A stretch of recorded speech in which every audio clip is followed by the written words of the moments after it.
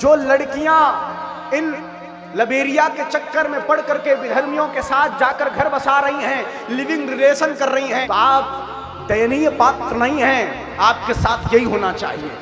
मैं अपने अनुभव की बात कर रहा हूं, जो मैंने भी अनुभव किया।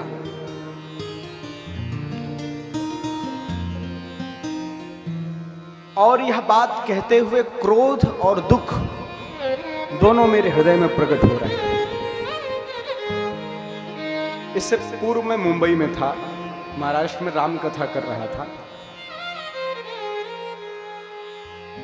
10 माताएं मेरे पास आई और उन्होंने आकर के मेरे हाथ पकड़े। नेत्रों में उनके अश्रु थे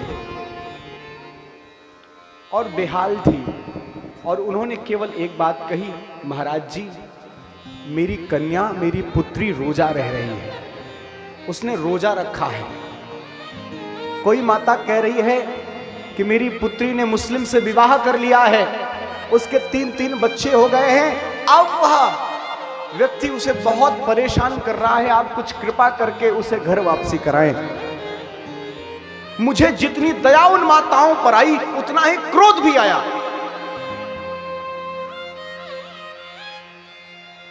यदि आप अपनी बेटियों पर, हमारी बहनों पर आप शुरू से ही ध्यान नहीं दोगी, तो ये मुस्लिम, ये म्लेच्छ, ये राक्षस कैसे ब्रेन वॉश करके बहन बेटियों को ले जा रहे हैं, आपको पता भी नहीं चल रहा।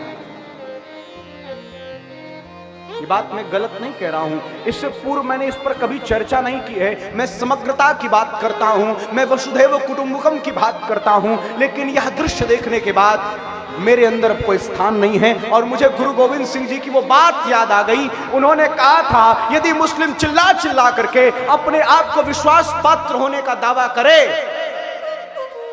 तो यकीन मत करना, कोई तेल में हाथ डालकर निकाल ले और तिल की बोरी में डाल दे, और तिल से हाथ निकालकर उस तेल से भरे हुए हाथ में जितनी तिल लिपट जाते हैं, उतनी बार यदि मुस्लिम कहे कि मैं तुम्हारा भाई हूं, तब भी विश्वास मत करना।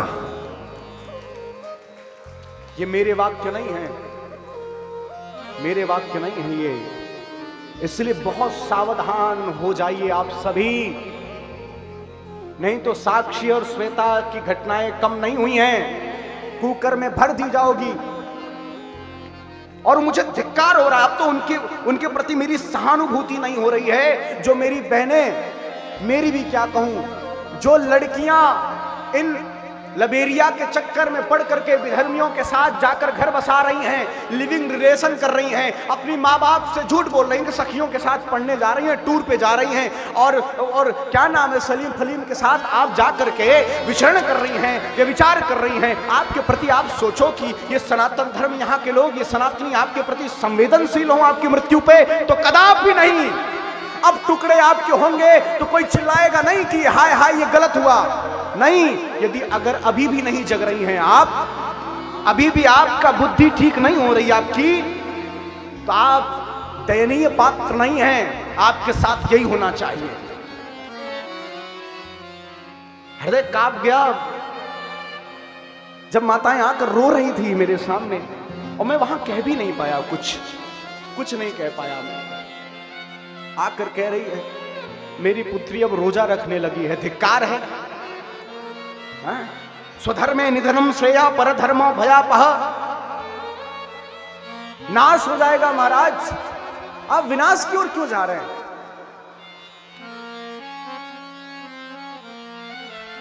इसलिए बहुत सावधान रहे माता पिता अपने बच्चों को लेकर के। वो कहां जा रहे हैं, किसके साथ उठ बैठ रहे हैं, किसके साथ पिकनिक मनाने जा रहे हैं। कह के जाएंगे कि सहेलियों के साथ टूर है कॉलेज का, और महाराज ओयो की यात्रा हो रही है। फिर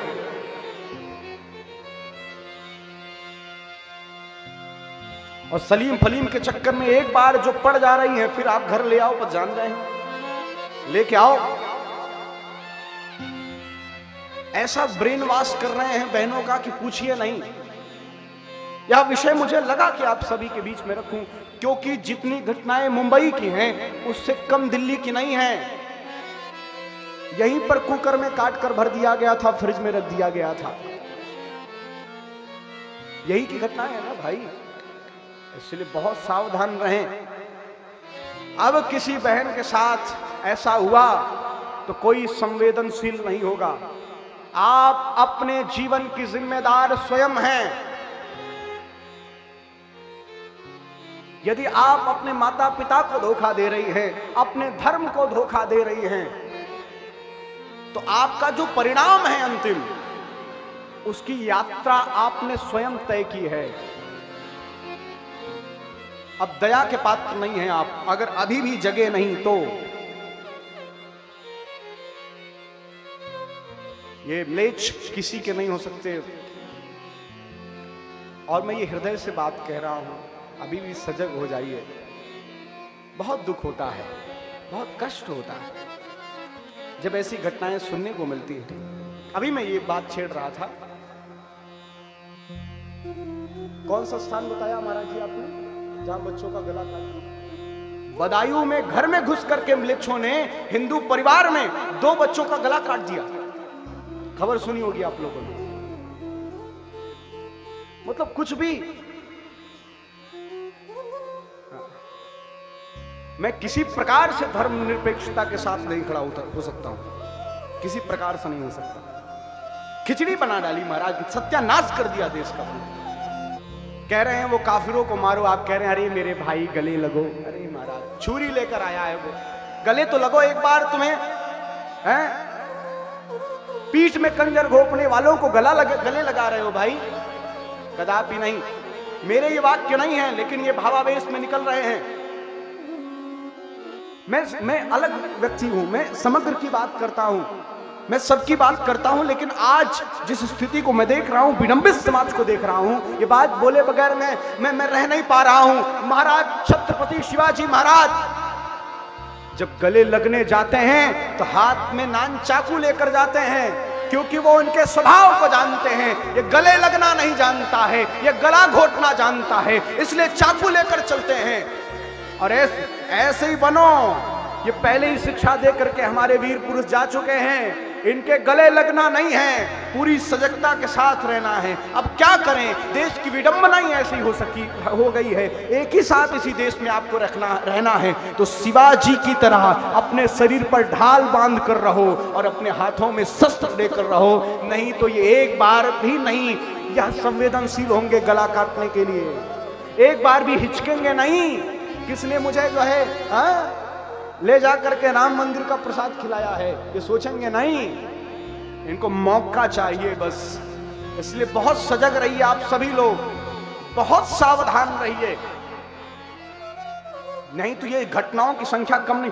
मैं अकेला यदि मुंबई जैसे देश में केवल 7 दिन रहता हूं और मेरे कान में 10 परिवार से ऐसी घटना आती है कि वहां की कन्या मुस्लिम वर्ग में जा चुकी है, किसी सलीम से विवाह कर चुकी है, उसके बच्चे हो गए हैं, कोई मृत्यु को प्राप्त हो चुकी है, कोई रोजा रख रही है। यदि मैं अकेला 10 घटना सुन रहा हूं तो आप विचार करिए भारतवर्ष में कितनी घटनाएं हो रही होंगी।